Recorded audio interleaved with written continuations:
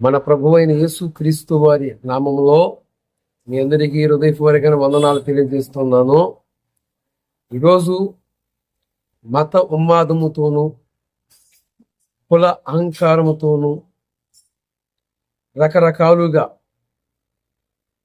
దేవుని మందిరాల మీద దాడులు చేయటము, తర్వాత తెలిసి తెలియని ఎత్తులని ప్రేరేపణ కలిగించి మరి వారు చిన్న ప్రాయాన్ని పోలీస్ స్టేషన్లకి పాలు చేయటము ఈరోజు మనం చూస్తున్నాం. అయితే పూర్వకాలాలలో గతములో యేసు ప్రభువుని ఎరగనప్పుడు నేను కూడా అదే అజ్ఞానం అనే అంధకారం అనే చీకటిలో కూర్చొని ఉన్నాను. నేను యేసు ప్రభు వారిని జన్మత నమ్ముకున్న వ్యక్తిని కాదు. అజ్ఞానం అనే అంధకారం అనే చీకటిలో కూర్చొని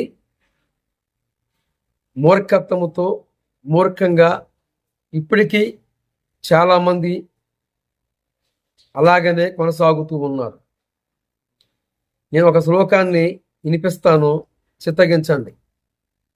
ప్రజాపతి దేవేభ్యం ఆత్మానాం యజ్ఞం కృత్వా ప్రాయశ్చిత్.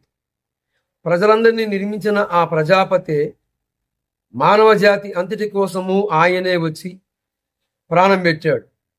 ఇది ఎరగని కొంతమంది మూర్ఖులు మూర్ఖత్వముతో మూర్ఖంగా ఇంకా అజ్ఞానములోనే కొనసాగుతూ ఉన్నారు. ఎందుకు ఇలాగా జరుగుతుంది అని ఆలోచిస్తే పరిశుద్ధ గ్రంథమైన బైబిలులో ఒక మాట రాయబడి ఉంది. లోకములోకి ఒక వెలుగు వస్తుంది, ఆ వెలుగు అందరినీ వెలిగిస్తానికి వస్తుంది. ఆ వెలుగుని ఎందరైతే ఆహ్వానిస్తారో, ఎందరైతే ఆ వెలుగును కోరతారో వారందరూ కూడా దేవుని చెంతకి నడిపించగలుగుతారు. ఒక సూక్తి ఉంది, అడగంది అమ్మాయినా అన్నం పెట్టదు. దేవుణ్ణి కోరాలి. అందుకే మనకు ముందున్న వారందరూ కూడా ప్రయాసపడ్డారు, ప్రయత్నించారు.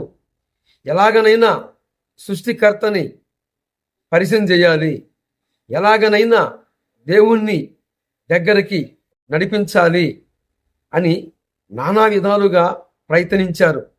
కానీ కొద్దిమంది మనోనేత్రాలు వెలిగించబడ్డాయి. ఇప్పటికీ మోడ ఆచారాలతో మోడ భక్తులతో ఈ రోజుకు కూడా ఏమండి అజ్ఞానం అనే అంధకారములోనే కూర్చున్న వారు ఉన్నారు. నేను అంటాను, నేను తెలియజేసే ఈ యొక్క మంత్రం తాత్పర్యం కూడా వివరించాను. ఆ దేవుడు నరావతారం ఎత్తాడు, మనందరి కోసమే వచ్చి రక్తమును సిందించాడు. అందుకే ప్రజాపతి దేవేభ్యం ఆత్మానాం యజ్ఞం కృత్వా ప్రాయశ్చిత్ అని వేదం సాక్ష్యం ఇచ్చింది. ఒక క్షణము ఆలోచించండి. మొదటి సమూయేలు గ్రంథము 5వ అధ్యాయములో దేవుని మందసము దేవుని ప్రజలని దగ్గర నుండి తీసుకొని పోయి దాగోను అనే ఒక గుడిలో ఉంచినప్పుడు ఆ దాగోను దేవుని మందసము ఎదుట సాగిలపడింది.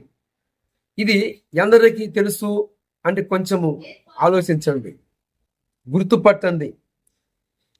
ఆఖరికి మరనాడు వచ్చి చూసినప్పుడు దేవుని గుడిలో మందసము ఎదుట మరలా ఆ దాగోను సాగిలపడింది. ఇది ఎరగని ఫిలిస్తీయులు నానాటికి రోజుకు రోజుకి బత్తి అనే ముసుగులో దేవుని మందసము ఎదుట ఈరోజు ఏం చేస్తున్నారో అర్థం కాని పరిస్థితి. ఎట్టగీలకి తొట్ట తెవ్వకి చిట్ట చివరికి మరనాడు ఫిలిస్తీయులు వచ్చినప్పుడు వారు ఆరాధిస్తున్న ఆ విగ్రహము ఏదైతే ఉందో దాగోను, ఆ విగ్రహము సైన్యములకు అధిపతులకు యెహోవా మందసం ఎదుట తునాతునగలగా నరకబడి ఉంది. ఎవరు నరికారు? ఎవరన్నా గిట్టని వారు నరికారా? దేవుని ప్రజలు తెగ నరికారా? కాదు. కానీ వీరు దాగోను గుడిలో దేవుని మందసం ఎదుట వారు ఆరాధిస్తున్న